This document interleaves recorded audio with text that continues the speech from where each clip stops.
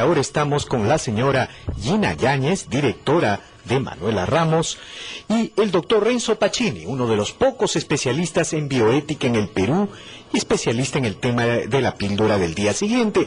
Y bueno, como se dice en el fútbol, vayamos de frente al partido. Doctora Yáñez, su opinión, ¿de qué manera la decisión del Tribunal Constitucional va a influir en las políticas de salud pública en el Perú? Bueno, la verdad, lamentamos, esta decisión, sin la menor duda, como ya se ha comentado, escuché hace un momento las intervenciones de ustedes, esta sentencia del Tribunal Constitucional, que dicho de paso hay que cumplirse, porque estamos en un Estado de Derecho y las cosas tienen que hacerse de esa manera, obliga a que en este caso el sector salud deje como lo estuvo haciendo, la distribución de manera gratuita de la píldora del día siguiente. Curiosamente, obliga a que se deje en los alimentos de salud pública, pero sí se permite seguir en los alimentos privados, en este caso en las farmacias. Lo que está de fondo es, como ya se ha indicado, es una decisión tomada desde nuestro punto de vista en una opinión no correcta sobre cuándo empieza la vida. Eso es lo que está de fondo, aparece acá tenemos la sentencia. Esto no es un método abortivo, que quede claro, no es un método abortivo, porque no hay la unión del óvulo con el espermatozoide, porque eso está en proceso, está caminando.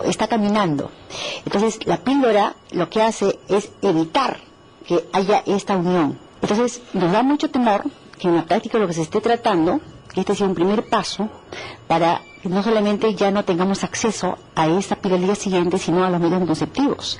Y como ya se ha demostrado, sin la menor duda, es cierto que ha disminuido los abortos en el país. La pregunta es ¿por qué ha disminuido? Porque la gente, evidentemente informada, sobre todo en los casos de violación y luego hay un embarazo, hacen uso de esta píldora y como corresponde debería hacerse en establecimientos de salud pública con la debido acompañamiento médico, etcétera, que es básico. Entonces nuestra preocupación es muy concreta. Esta es sin la menor duda, una decisión discriminatoria que atenta con los derechos de las más pobres del país.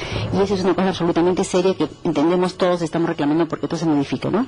Yo quería hacerle la pregunta al doctor Pacini. Él es especialista en bioética, especialista en el tema, y es bien importante que él nos aclare si es, en primer lugar, el tema, como ha dicho la doctora Yáñez, o como dice el doctor Carboni, que el impedimento de la implantación es abortivo. ¿Qué pasa realmente con la píldora? El impedimento de la implantación es un efecto abortivo. Al hablar la bioética, para explicar un tema, el primer paso es ir a los datos científicos. Es cierto lo que decía la doctora Yáñez, que la píldora evita la unión del óvulo con el espermatozoide, pero no solo. Hay un consenso en la comunidad científica respecto a los mecanismos de acción de la píldora. Existen tres efectos. El primer efecto es un efecto inhibitorio de la ovulación, ¿ok? Impide que el óvulo se libere. Por lo tanto, si no hay óvulo, no hay fecundación. Con ese mecanismo, eso no es abortivo. Eso no es abortivo, eso es anticonceptivo, ¿ok? Existe un segundo efecto que históricamente se ha reportado en la medicina, pero que en la práctica se sabe que no tiene ningún valor, que es el formar un tapón de moco en el cuello del útero.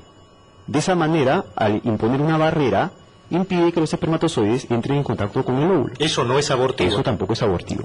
Pero ¿qué cosa han descubierto los científicos que investigan esos temas? Que el solo mecanismo inhibitorio de la ovulación no explica todo el efecto que tiene la píldora para evitar los embarazos.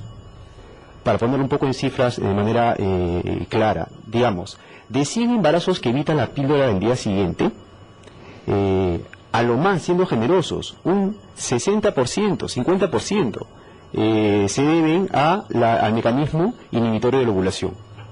El otro porcentaje se debe a un tercer mecanismo, que es justamente el mecanismo alterador del endometrio, cosa que en la comunidad científica nunca se debe descartar.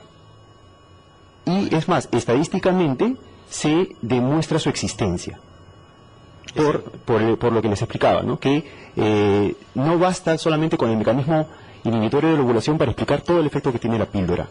Entonces hay hallazgos en estudios que demuestran alteraciones en el endometrio.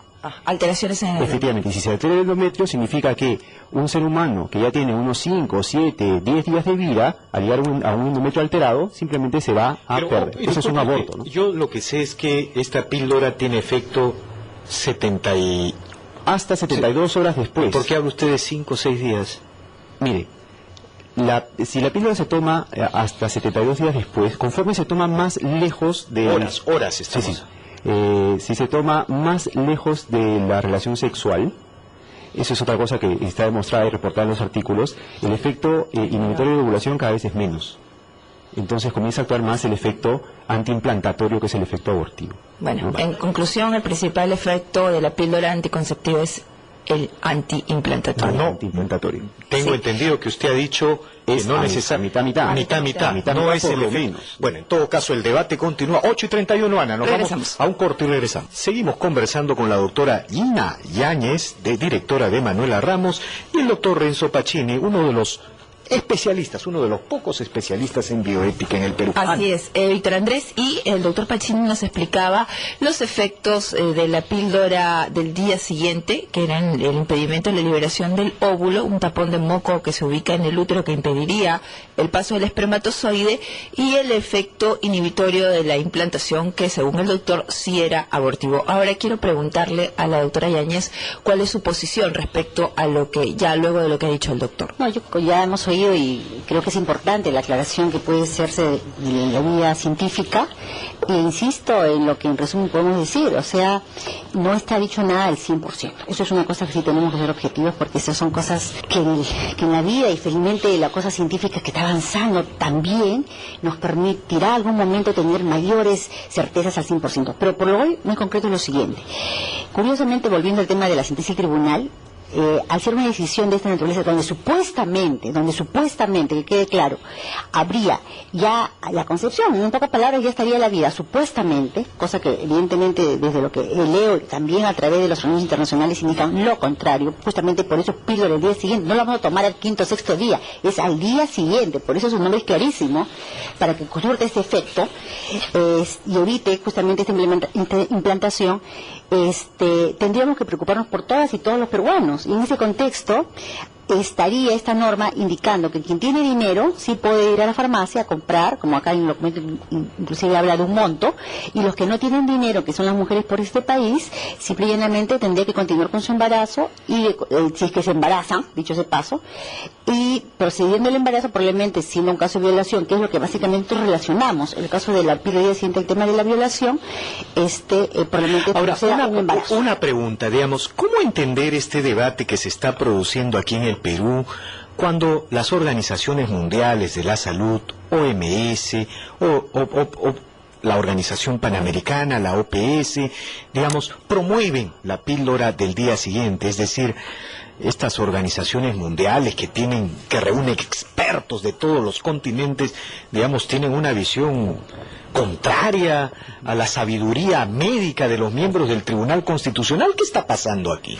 Mire, yo creo que la diferencia es clara de explicar, es sencilla de explicar. La razón es que para la OMS, el aborto es definido como la interrupción del embarazo, ¿no? Y junto con esa primera premisa podemos señalar incluso una anterior, que es la manera como la OMS define el embarazo. Para la OMS el embarazo se inicia con la implantación. Entonces, si la píldora actúa antes de que esa implantación ocurra, no sería abortiva, porque no ha interrumpido un embarazo que todavía no se ha iniciado, ¿no? Pero nosotros sabemos que eso no es así, eso es una definición arbitraria por demás. Es que hay que tener en cuenta otra cuestión, ¿no? La OMS no solamente es un organismo técnico, sino también político, ¿no? Promueve políticas. Y en este caso chocan con nuestro ordenamiento jurídico, en el caso concreto del Perú, ¿no? Entonces, esa es la razón por la cual la OMS dice que la píldora no es abortiva. Pero si uno se va a los países donde el aborto es legal, caso Estados Unidos, caso España, caso Italia, toda Europa, efectivamente, no tienen ningún temor en admitir el tercer efecto antiimplantatorio. ¿Por qué? Porque obviamente siendo el aborto legal no hay ningún problema. Y por otra parte, manejando la definición de embarazo de la OMS, tampoco tiene ningún problema. Entonces ahí se reconoce. El Perú es el único país, vayan ustedes a investigar si quieren, el único país donde se afirma de manera categórica, y además personas que llaman la atención, incluso la ministra Massetti lo dijo en medios públicos, donde está demostrado, aquí es el único país donde se afirma, ¿no?, que está demostrado que el tercer efecto no existe. Eso no lo dice ni en Estados Unidos la FDA, ni los mismos fabricantes de la píldora, ni en Europa, ni en ningún país de Europa.